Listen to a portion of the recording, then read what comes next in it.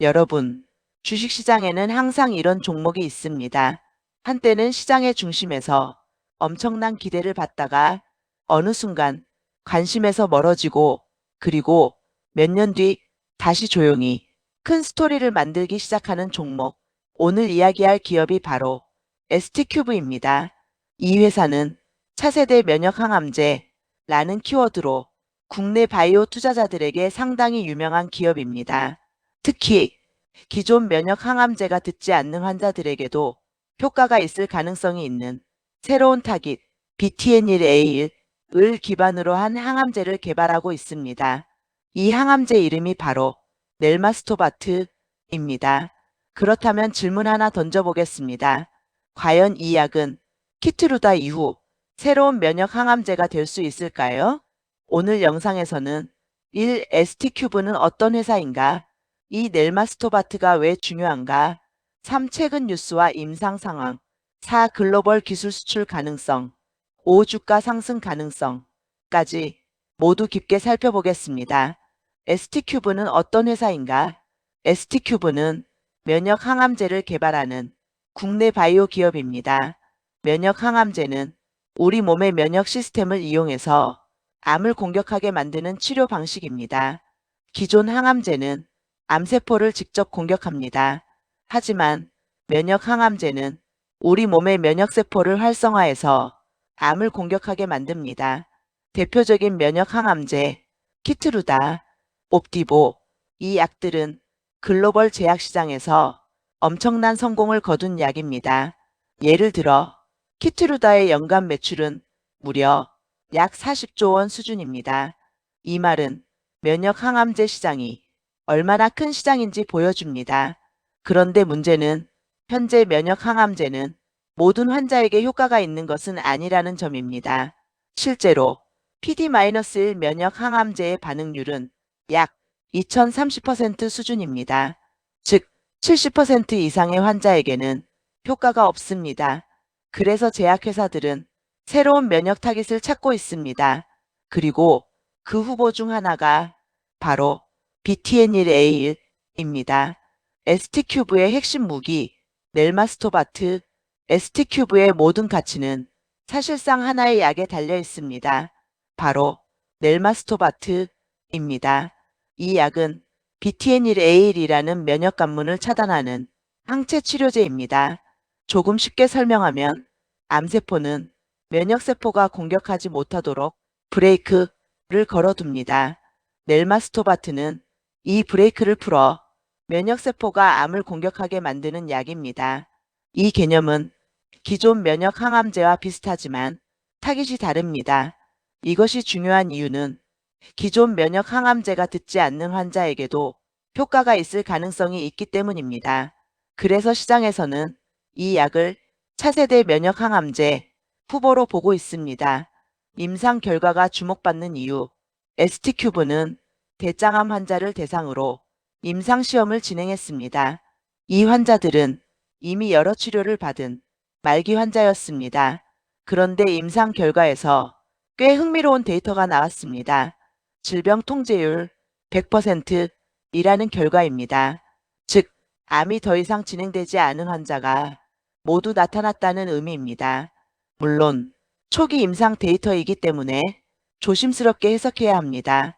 하지만 면역 항암제가 잘 듣지 않는 대장암에서 이런 결과가 나왔다는 점은 상당히 의미 있는 결과입니다. 폐암 임상. 현재 가장 중요한 임상은 폐암 임상입니다. ST큐브는 비소세포 폐암 환자를 대상으로 임상 이상을 진행하고 있습니다. 폐암은 전 세계에서 가장 큰 항암제 시장입니다. 특히 비소세포 폐암 시장은 수십조 원 규모입니다. 이 시장에서 의미 있는 데이터가 나오면 글로벌 제약사들의 관심이 폭발적으로 늘어날 가능성이 있습니다. 글로벌 기술 수출 가능성. 바이오 기업의 주가를 폭발시키는 이벤트, 바로 기술 수출입니다. 국내 바이오 시장에서 기술 수출은 엄청난 이벤트입니다. 대표적인 사례, 알테오젠, ABL바이오, 레고캠바이오. 이 기업들은 기술 수출 이후 주가가 크게 상승했습니다. ST큐브 역시 글로벌 제약사들과 기술 수출 협의를 진행 중인 것으로 알려져 있습니다. 특히 JP모건 헬스케어 컨퍼런스에서 다수 제약사와 미팅을 진행했습니다. 만약 기술 수출이 성사된다면 주가 흐름은 완전히 달라질 수 있습니다. 면역 항암제 시장 규모. 면역 항암제 시장은 현재 100조 원 이상 규모입니다. 그리고 앞으로도 계속 성장할 것으로 예상됩니다.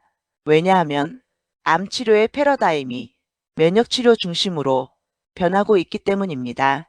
특히 기존 면역 항암제가 듣지 않는 환자들을 치료할 수 있는 약이 나오면 엄청난 시장이 열립니다. 하지만 리스크도 있다. 바이오 투자에는 항상 리스크가 있습니다. 대표적인 리스크는 임상 실패입니다. 실제로 많은 바이오 기업들이 임상 실패로 주가가 크게 하락했습니다. 또 하나의 리스크는 자금 문제입니다. 바이오 기업은 연구개발 비용이 많이 듭니다. 그래서 유상증자를 진행하는 경우도 많습니다. 투자 관점에서 본 ST큐브, 이 종목은 전형적인 이벤트형 바이오 주식입니다. 주가를 움직이는 이벤트는 세 가지입니다. 임상 결과, 기술 수출, 학회 발표. 이 이벤트가 발생하면 주가는 크게 움직일 수 있습니다. 반대로 이벤트가 없으면 주가는 조정을 받을 수도 있습니다. 주가 흐름. 과거 ST큐브는 면역 항암제 기대감으로 주가가 크게 상승했습니다. 하지만 임상 지연과 바이오 시장 침체로 주가는 크게 조정을 받았습니다. 하지만 최근 다시 면역 항암제 스토리가 조금씩 살아나고 있습니다. 앞으로 중요한 포인트. 앞으로 ST큐브에서 가장 중요한 것은 세 가지입니다. 첫 번째, 폐암 임상 결과. 두 번째, 대장암 임상 확장.